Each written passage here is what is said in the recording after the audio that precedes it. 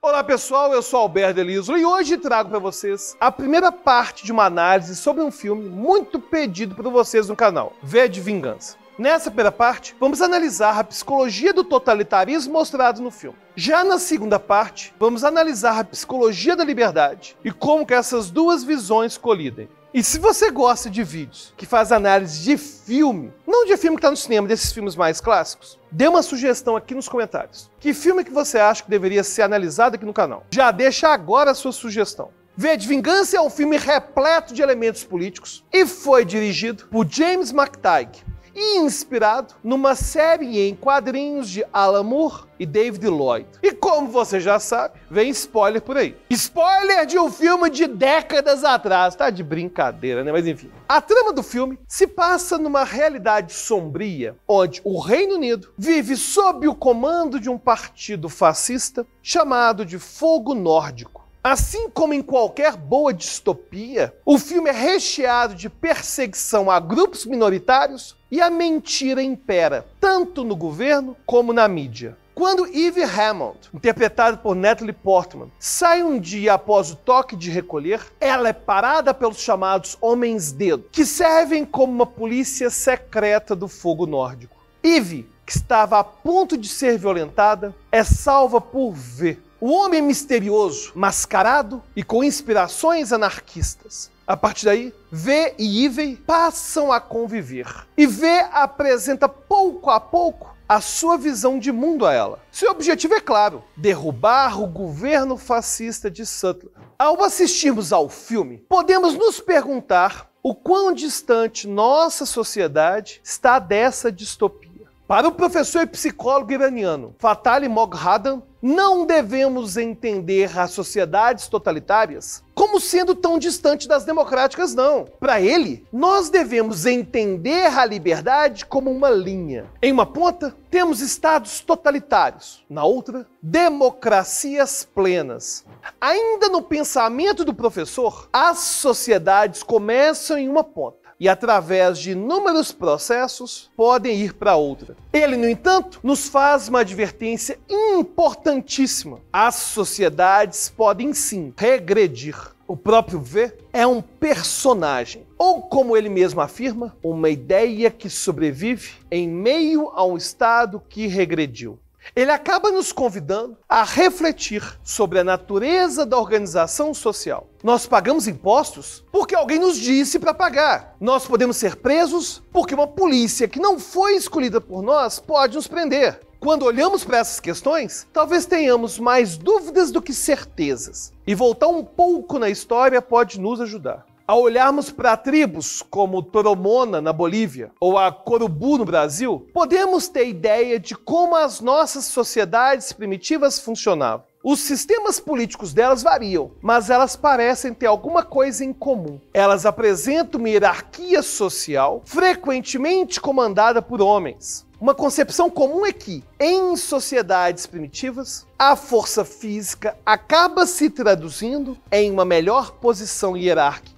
Se analisarmos o Egito Antigo, surgido aproximadamente em 3100 a.C., veremos uma sociedade encabeçada por um faraó, um líder tanto político quanto religioso. Isso nos dá outra pista para o desenvolvimento social. Ao que tudo sugere, sociedades mais complexas passam a confiar em símbolos e tradição ao invés da força, o que acaba adicionando um elemento essencial na jogada: a fé. Algo muito tratado em V de Vingança. Indo um pouco adiante na história, temos Roma, que apesar de ter sido totalmente diferente do Egito, ainda se sustentava na ideia de fé. Os imperadores herdavam sua posição e eram escolhidos pelos deuses. Quando o imperador Constantino, no século IV d.C., converteu-se ao cristianismo, a fé mudou de roupa, mas continuou sendo o sustentáculo da hierarquia social. Principalmente através da Igreja Católica Apostólica Romana, que mesmo após a queda de Roma, manteve-se como um órgão de poder que ratificava a legitimidade de reis e de rainhas. A partir do século XVI, a Igreja Católica sofreu fortes abalos com o surgimento do protestantismo, movimento iniciado por Martinho Lutero. que emprestou seu nome a Martin Luther King, citado inclusive no nosso episódio de Pantera Negra. Martim Lutero fazia duras críticas à maneira como a qual a igreja lidava com seus fiéis e com questões de Estado.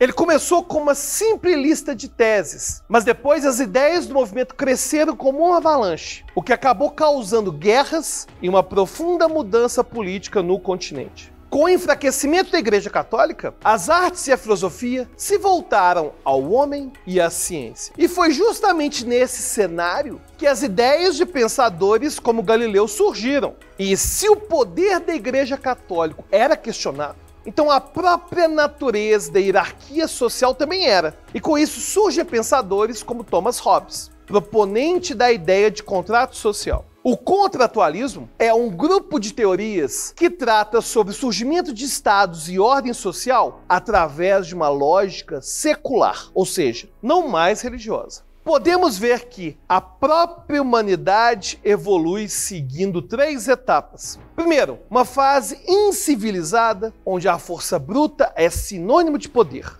Segunda, a fase das ideias, onde comunidades crescem e usam a fé e o simbolismo como colas sociais. E a terceira fase, a fase moral, onde a sociedade baseia-se tão somente na liberdade e nas habilidades de seus cidadãos. V luta justamente nesses 3 níveis. Ele enfrenta seus adversários com violência e pancadaria. Ele destrói e substitui símbolos enquanto ainda se mostra o homem culto, como é demonstrado por sua coleção de arte. Vamos falar de como que V usa suas ferramentas nesses 3 níveis em mais detalhes na segunda parte da nossa análise, que é no próximo vídeo. No vídeo de hoje vamos falar de ideias mais obscuras. Voltando à linha da democracia do professor Mog Haddam, podemos identificar países que se situam no extremo do totalitarismo, como é o caso da Coreia do Norte. E existem ainda países que estão no meio do caminho, como a China, como a Rússia. Para o professor, não existe país no mundo que tenha chegado a uma democracia plena, apesar de países como a Suécia estarem mais próximos disso. Bom, o que a psicologia diz sobre os países que regridem nessa linha? Quais são os sinais que podemos notar?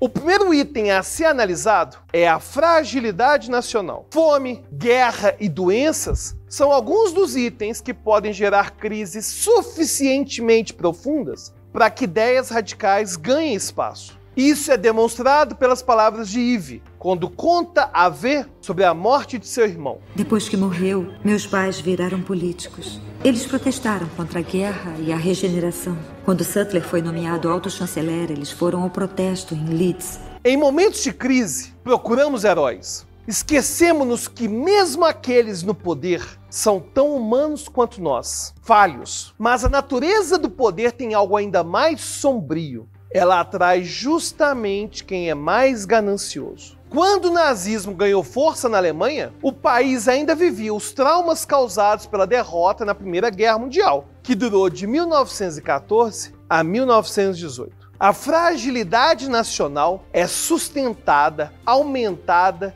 e acompanhada por outro fator primordial no surgimento do autoritarismo: o medo. Para quem conhece os conceitos de lavagem cerebral, o medo é sabidamente uma ferramenta de persuasão e controle. E isso tem motivos evolutivos. Se você está em uma floresta e ouve um barulho alto e estranho, é evolutivamente eficaz que você simplesmente fuja, ao invés de analisar a situação de maneira lógica. Nossa alta capacidade de imaginar, no entanto, faz com que essa reação instintiva possa acontecer mesmo em situações indiretas, onde o perigo não está necessariamente aparente. O medo pode funcionar em diferentes níveis. Ele pode ser uma ferramenta sutil em uma venda, quando falamos que tal produto pode acabar a qualquer momento. Mas também pode ser uma ferramenta obscura, que leva pessoas a abrirem mão de bens, família e, às vezes, até da própria vida, como acontece em alguns cultos e seitas. E não é nem necessário dizer que, em vez de vingança, o medo está presente durante toda a trama.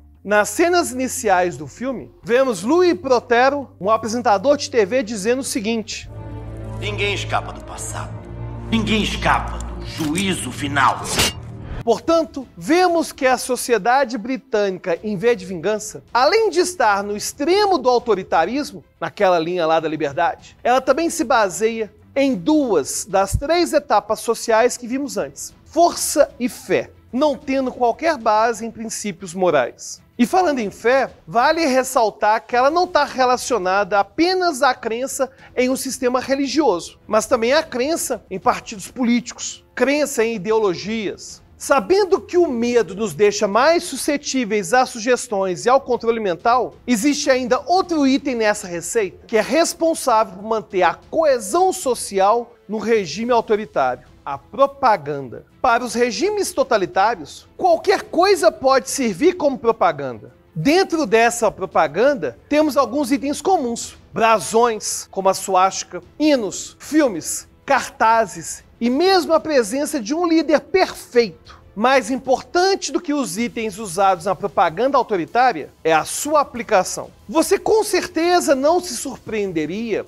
com o fato de que essas aplicações são vistas o tempo todo em V de Vingança. Mas talvez você se surpreenda com o fato de que elas são usadas abertamente na nossa sociedade todos os dias. Já falamos sobre consciente e inconsciente em alguns vídeos aqui no canal, como por exemplo na análise do filme A Origem. Esses três pilares da propaganda são extremamente eficientes para alcançar o nosso inconsciente. São eles: a repetição, a simplificação e a mistura de conceitos. E isso é claramente caracterizado no filme pelo mote: força através da união, união através da fé. Daniel Kahneman, psicólogo e vencedor do Prêmio Nobel de Economia, descreve no seu livro Rápido e Devagar: uma maneira confiável de fazer as pessoas acreditarem em mentiras é a repetição frequente, porque a familiaridade não é facilmente distinguida da verdade. Nosso cérebro é desenhado para desconfiar de coisas novas e confiar em coisas antigas. E é por isso que a repetição funciona tão bem para nos influenciar. A simplificação, por sua vez, é o uso de palavras e símbolos fáceis de serem entendidos por todo mundo. O vocabulário da propaganda deve ser sempre simples. A mistura de conceitos acontece para a venda de uma ideia disfarçada de outra. Se pegarmos as músicas que mais fazem sucesso, vamos encontrar exatamente essas três características.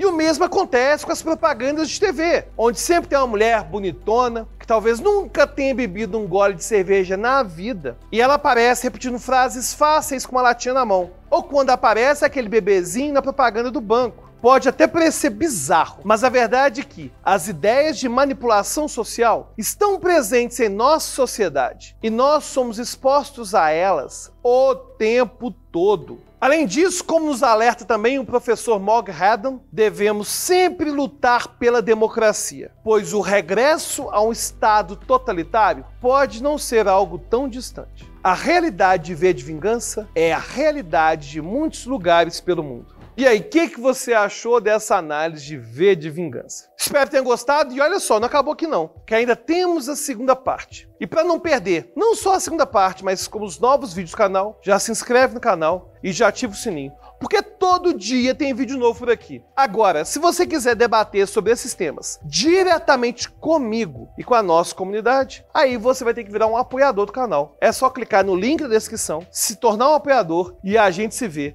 lá no grupo secreto e exclusivo do Telegram. Até a próxima.